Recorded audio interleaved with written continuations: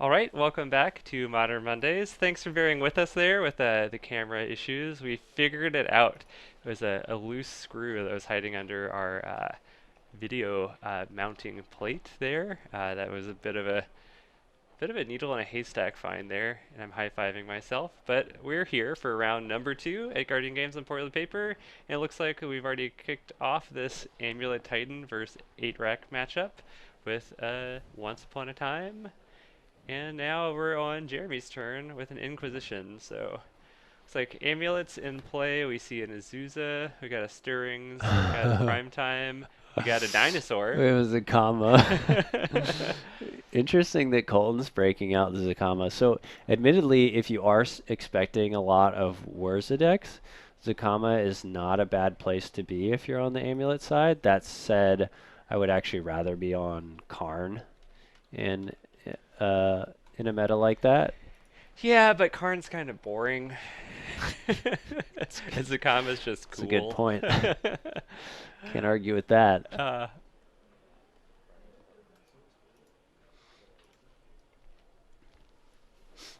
So yeah, I mean, Zakama was definitely not what we wanted to take. If we're Jeremy, we can let Colton have that for as long as possible. Cost a lot. Pretty dead. Pretty dead in this matchup.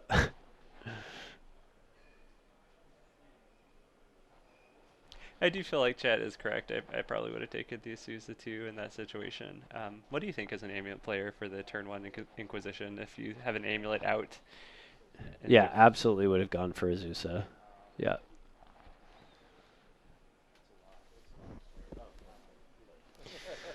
Yep, I think Azusa is how Colton gets essentially enough resources on the table to hope to top deck well and hit a Titan and then insulate himself against what Jeremy's deck is doing.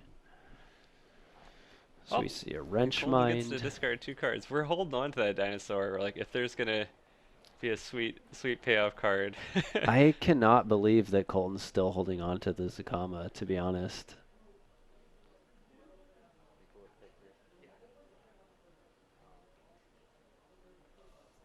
I just can't imagine that we're going to get the mana to play Zakama here, and I'd rather just get some resources on the table. Well, okay. So if you're not gonna play out your lands, oh, never mind. There goes my theory. I was gonna go somewhere with that, but yeah, that. Because even if you're hoping, so like if you got the green-white bounce land and you managed to get an Azusa on the battlefield that somehow lived for a turn, then you could make 9 mana with an Azusa and the green-white bounce land, but it's tough sledding for sure.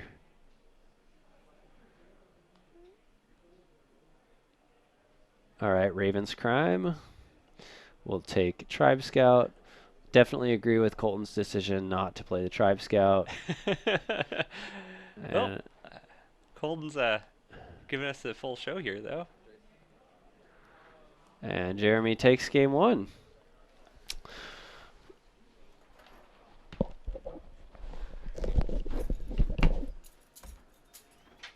Kind of amazing. 8-Rack is just one of those decks that just dismantles people. Travis gonna continue to work a little bit on this camera here, see if we can really keep it from bouncing around.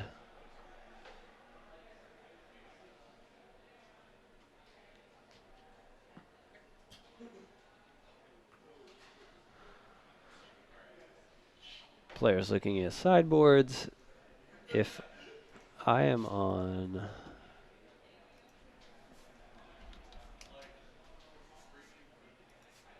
Colton's side,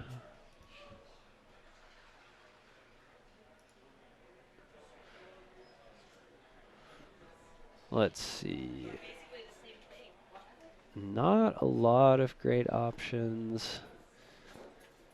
It's possible that Colton is playing Obstinate Baloth. Yep, I think Baloth is great. EE is great. Yeah, I agree with all three of those, Bailout, EE, and Rex Sage.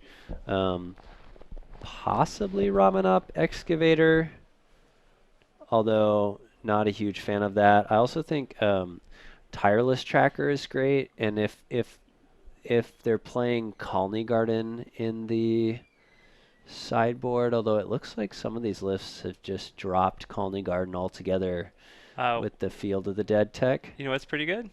What? Oko. Yes. So, so yes. So if Colton is playing Oko, then Oko is a good option. Because then you can just play that card, and then you wouldn't have to play anything else, and you'd be good. So you'd have all the cards in your hand. That's true. Oko would probably just win you the game here. Um, it's even possible that Colton could think about siding out amulets. There are a number of matchups where I believe it is correct to take out amulets, especially if you believe that your opponent might bring in some artifact hate. I guess with Jeremy being on 8 rack, that seems unlikely. So um, I think taking out amulets is, I wouldn't fault Colton for doing it. Yeah, it does seem though. I think Colton's going to have a pretty aggressive draw here, just because it's a deck that's focused on having your lands in play and permanents on the battlefield to do your game plan. And so if Jeremy's able to, be smallpoxing and discarding all of Colton's cards, like you're not the mid game is not strong, I don't think. Right. So and this deck does play Smallpox. So terrible cards for Colton. Sakura Tribe Scout. That's an easy side out. If you're on Colton's side, you do not want those in this matchup for that reason that it's pretty much a liability to be playing Tribe Scout into a Smallpox. You really do not want to let yourself get 2 for 1. So 8 rack, it's a good question because 8 Yeah. rack has actually not been on the scene for a bit lately. So there's a card called the Rack that is from the beginnings of Magic, and we're gonna pull it up on the screen here for you. But basically, if you have here we go. Oh, we got an Italian version. Anyone speaking Italian? Um, for each card, less 3 or less in your hand. So if you have 1 card in your hand, you're going to take 2 damage on your upkeep. If you have 0 cards in your hand, you're going to be taking 3 damage on your upkeep. So there is the Rack that has that effect, and it's called 8 Rack because there's a card called Shrieking Affliction. That's an enchantment that costs a black that only triggers with 1 or fewer cards in hand, but it also does 3 damage upkeep trigger as well. Also, I agree that I think Colton should have been on the draw here. I think it's generally correct to be on the draw against 8 rack. I am not sure I agree with that. I think a lot of decks you want to be on the draw, but if you're trying to do something really explosive, and especially if you want to have a turn 1 play that isn't going to be able to get thought seized out of your hand, being on the play I think is important. Sure. I guess I just don't, in my opinion, the amulet side of Colton's deck and trying to be explosive is actually not the best way to approach this matchup.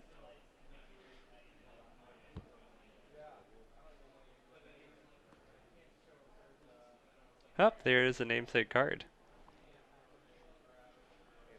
There's both of the racks. 2 out of 8. So Colton's probably looking for, let's see, an Azusa could be good here. Just another bounce land could be good. Bounce lands are kind of card advantage, and can keep your total of cards in hand a lot higher, which will insulate you from Jeremy's damaging effects. Yeah, bounce lands are pretty interesting in this matchup.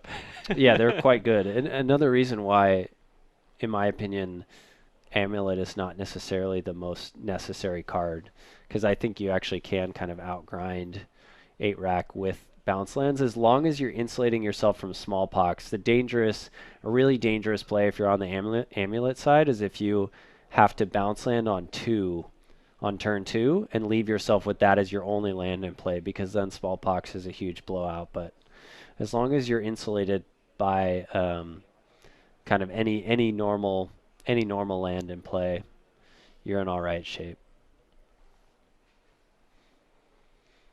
So yeah, I guess if I'm Colton here, we're just running out that Field of the Dead, and then next turn we're looking at a Titan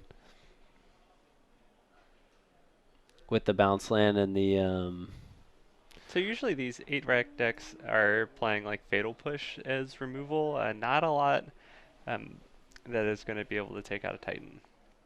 yeah, Liliana could do it. Smallpox could do it, although not at this point. We'll see if we see the Smallpox. Okay, Smallpox fired off here. Although Jeremy also having mana trouble, so um, not really like a slam dunk here. So each player is going to sacrifice a creature, a land, discard a card, and lose a life point. I think if Colton was going to run out the Excavator there, I maybe would have liked to have seen the Excavator with a follow-up land, but this is going to be a Titan here. 2 untap triggers, Titan down. We've got to bounce something. Probably going to hit the castle. And this should just be lethal here. As long as Colton has Boris Garrison, Slayer Stronghold, and Vesuva and Sunhome. So what's going on here is Colton is getting Slayer Stronghold, which will give the Titan +2/+0 Vigilance and Haste. He's getting 2 untap triggers on the Boris Garrison, which will allow him to activate it twice. So the Titan is now at 10/6 Vigilance Haste. And now Colton's going to find Sunhome Fortress of the Legion, which is a land that for 4 mana will give a creature double strike. And Vesuva, which will copy his Boros Garrison, which will give him the 4 mana needed to activate the Sunhome for this turn. And Colton will be rumbling in for 20 damage. Well, tied up there, 1-1. We're in round number 2 of 4 here at Modern Mondays at Guardian Games in Portland, Oregon. Finally feel a little bit settled. Got a few technical problems fixed here, and watching a pretty interesting matchup. It's kind of quick one too. Seems like Colton either gets locked out of the game and Jeremy is going to win in a couple turns, or Colton's going to kind of steamroll Titans and be able to win in a couple turns as well. Yeah, I think we haven't really seen both players getting decent hands. I think Jeremy's game 2 hand seemed pretty blah to me. I think some targeted discard to start is pretty important if you're on Jeremy's side.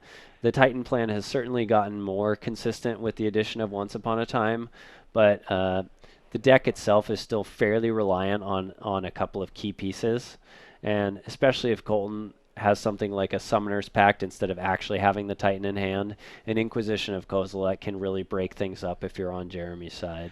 And I feel like with this 8 rack deck, a lot of hands that you get look pretty mediocre because all your cards do kind of the same thing and are pretty mediocre. So I doubt, I mean, you just are going to hope that you're drawing your cards, basically. Because as long as you have lands and spells, your spells pretty much do the same thing. So. And I don't think Colton did find a bounce land, although if that's what was available, that's what I would be taking here. But it looks like we're deciding between a Gemstone Mine and a Basic Forest, and we go for the Gemstone Mine. It's a little bit surprising to me, unless because the version of Amulet Titan that Colton plays is maybe a little less color hungry than some of the other versions. Often this version is maybe a little bit more just blue-green, just a Simic version with the Slayer Stronghold and the Sunhome as requirements for red and white. That looks like a pretty... Let's see, what do we have in that hand? Gemstone Mine. It's a pretty Breeding slow Pool. hand. Is there a Titan in there? I don't believe so. I think the Summoner's Pact was the Titan in the hand. What's the card that's on the far left?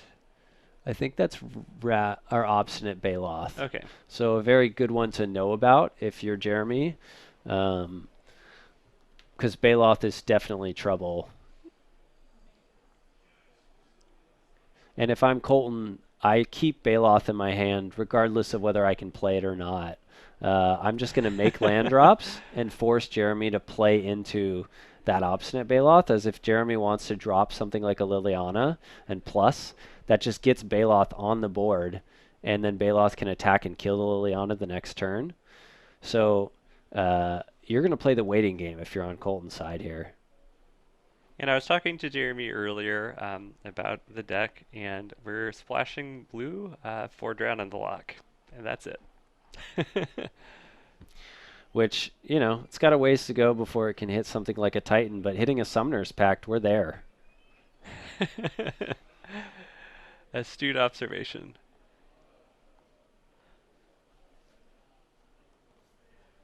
Ooh, what's that? So I want to say it's the Desert Creature land. Chat, anybody? This is pretty funny. So if Colton's Once Upon a Timing here, and Colton does not have another non-obstinate Baloth card in hand, then Colton is 100% just grabbing a land here and forcing Jeremy into taking the Baloth. Okay. And Colton does have an Amulet in hand, so Jeremy is able to nab that. Let's see.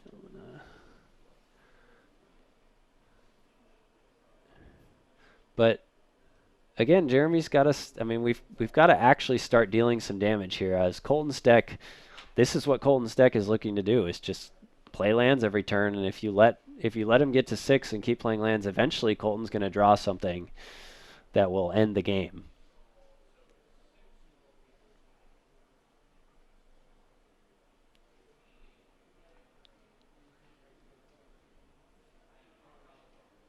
There we go. Chat saying we've got a hostile desert. Well, we're Ravens scrimming, and we're gonna get this Obstinate Baloth into play. All right. I bet it's gonna be followed up by a Smallpox. Yeah, I would think that or a Liliana. There we go. Let's take a look at Hostile Desert. Oh, Seems solid in this deck. yeah. A little bit faster of a clock than Mutavault if you're already gonna have a bunch of lands in your graveyard. Yeah, I like this edition. There we go, and there we see the Lily tick down. Pretty good flavor text. Amonkhet's Desiccated Land, Thirst for Blood. Yeah, and the art's kind of cool too. I'm a fan. So this is how I'm used to the matchup playing out. I think something like this. It's a bit grindier, takes a bit longer. Colton's gonna have some chances to top deck Titans here. Field of the Dead is kind of an interesting card in that it definitely swings the matchup in that if Colton is able to find a Titan, we're going to see at least 2/2/2 zombies. All right, a hard cast Force of Vigor, and I think we're going to get a Drown in the Lock to counter that. So, surprise, surprise. But if that Drown in the Lock's countering that, I mean, Titan's going to resolve here if Colton finds a Titan. Yeah, I mean, you do have to have your win condition, but you have 8 of them, and I almost like saving the Drown in the Lock for a creature, although I think it's, pretty even. Do you have as on the other side of the table, are you happy that I think maybe I'm with. I mean, you've got your creature land available to be dealing some damage. Yeah, I think unless Jeremy has a second copy of Drown, I probably would have saved it in this situation. Plus discard an Urborg, trigger the Drown, and we're saving the Hostile Desert to potentially block here. Okay, and Colton looks like they drew an Azusa, which is a pretty bad draw, and also still sitting on only 5 mana, so. Yeah, it's looking pretty rough. Okay, we're going to get the Azusa off the board. We're going to Crime to get the other Azusa. And do we have the mana to get in with the Hostile Desert here? If we don't see Jeremy get in with the Hostile Desert, I would not be surprised if there is another Drown in the Lock in hand. Yeah, Colton's in a real tough spot now. Yep. I don't really see a way out of this unless you maybe chain a couple Bailoffs together. I'm not sure how many were in the sideboard. I still, as if you have a land, you definitely play it here, and then you just hope to hit a Titan off the top. Because if you hit a Titan off the top, I think you still win, unless Jeremy's just like one tick away from killing you. That Oof. was a Titan. Yes, but you need the land first. You needed the uh, order of land and then Titan. So that is tough to see if you're on Colton's side. It's a bit of a heartbreak. And again, if Colton's not slamming it, I mean, if it's a land, you slam it. Okay. All right. So Rot Farms, we're going to pick what to bounce here. I think probably just bouncing the basic forest is the right call here.